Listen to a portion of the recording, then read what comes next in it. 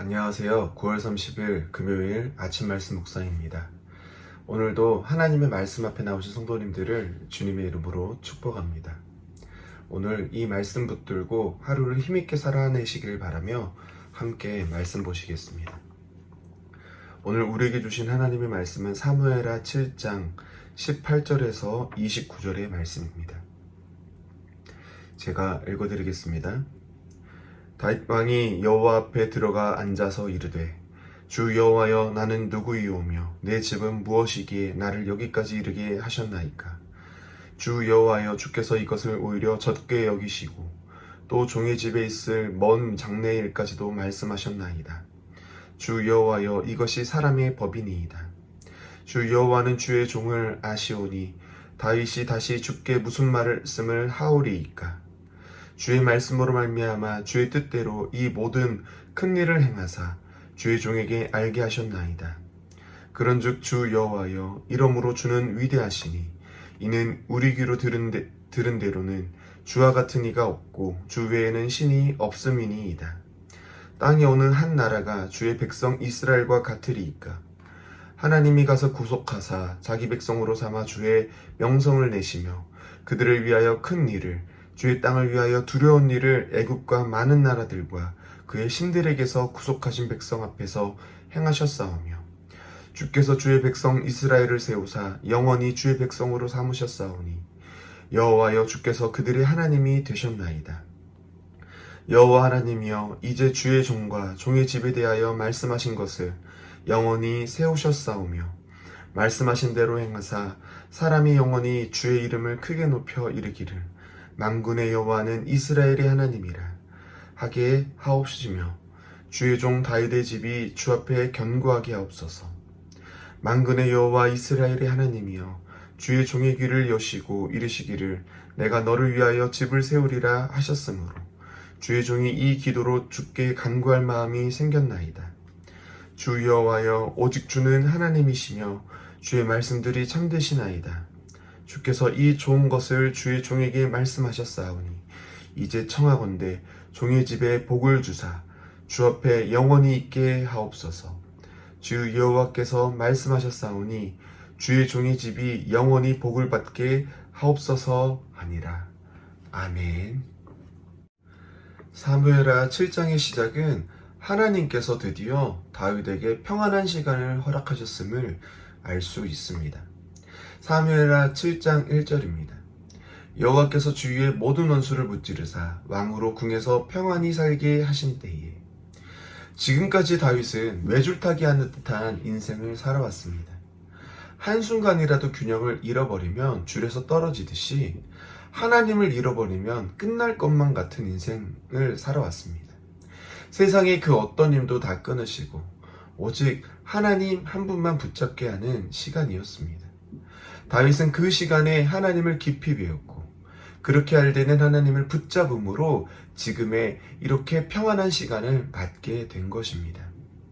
그런데 이렇게 인생이 평탄해지고 어느 정도의 위치에 오르면 타락한 사람들이 참 많은데 다윗은 하나님의 사람답게 그 평안한 시기에 지금까지 자신의 길을 인도해 오신 하나님을 더욱 생각하고 그 하나님을 위해 할 수 있는 게 무엇인가 경배하고 고민하고 있었다고 합니다.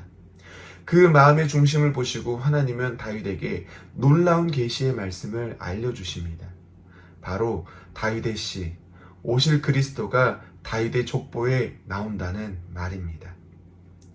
예수님이 그의 족보에 오심으로 그의 나라가 영원히 견고하게 하신다는 약속이었습니다. 그리고 다윗으로 이 계시를 깨닫게 했습니다. 인류 역사를 뛰어넘는 하나님의 크고 놀라운 구원의 그 그림을 보게 된 것입니다. 오늘 읽으신 본문이 바로 이 계시를 깨닫게 된 다윗의 감격과 감사의 기도입니다. 다윗은 이 이야기를 나단에게 전해 듣고 여호와 앞에 들어가 앉았다고 오늘 읽으신 18절에 이렇게 나와 있습니다. 하나님과의 깊은 교제 속에 들어갔다는 말입니다. 그러며 다윗은 하나님과의 교제 가운데에 이렇게 고백하고 있습니다.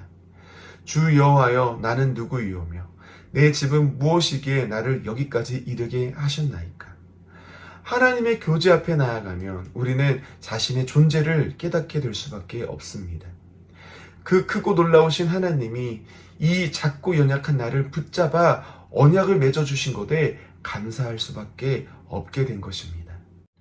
다윗은 지금 세상에서는 이스라엘의 왕의 지위를 하고 있지만 하나님 앞에 나아가니 깨닫게 됩니다.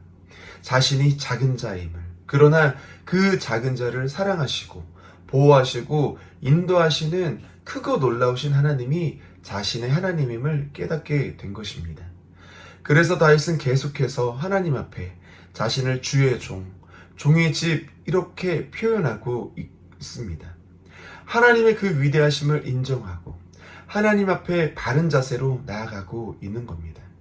마치 벼가 익으면 고개를 숙이는 것처럼 신앙의 깊이가 깊어질수록 하나님을 알미 깊어질수록 우리는 하나님 앞에서 우리가 얼마나 작은 자임을 깨닫고 하나님의 사랑이 얼마나 큰지를 깨닫게 되는 것입니다. 이렇게 큰 사랑을 깨달았기 때문에 오늘 본문의 마지막 고백이 나오는 겁니다. 이제 청하건대 종의 집에 복을 주사 주 앞에 영원히 있게 하옵소서. 주 여호와께서 말씀하셨사오니 주의 종의 집이 영원히 복을 받게 하옵소서 하니라. 다윗의 고백의 마지막은 주 앞에서 영원히 있게 해달라는 간구였습니다. 오직 하나님께만 소망이 있고 희망이 있음을 알았기 때문입니다. 오직 하나님 안에서만 참 행복이 있기 때문에 다윗은 이런 고백을 할 수 있었던 것입니다. 다윗은 자신의 왕위가 중요한 게 아니라 하나님 앞에 계속해서 영원토록 있는 게 중요했습니다. 다윗의 이 고백은 마치 시편 84편 10절의 고백과 비슷합니다. 주의 궁정에서의 한 날이 다른 곳에서 첫날보다 나은즉 악인의 장막에 사는 것보다 내가 하나님의 성전 문지기로 있는 것이 좋사오니. 우리의 성도님들께서도 하나님께 깊어지심으로 이 다윗의 고백과 같은 멋진 고백이 우리의 성도님들의 고백이 되시고 주님 안에서 참 행복과 평안을 누리시기를 바라며 오늘 말씀을 마치도록 하겠습니다.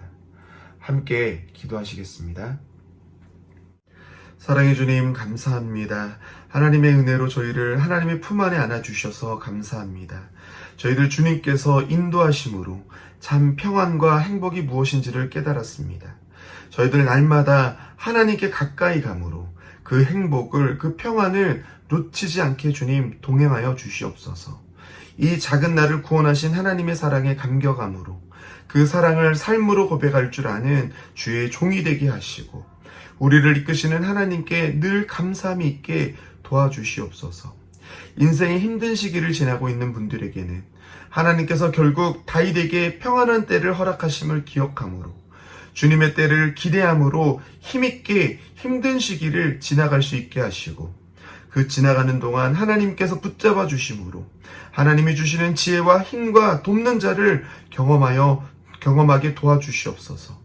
언제나 주님을 우리의 참사랑으로 고백할 줄 아는 저희들 되기를 간절히 바라오며 이 모든 기도 사랑과 은혜가 많으신 예수님의 이름으로 기도 올려 드립니다. 아멘.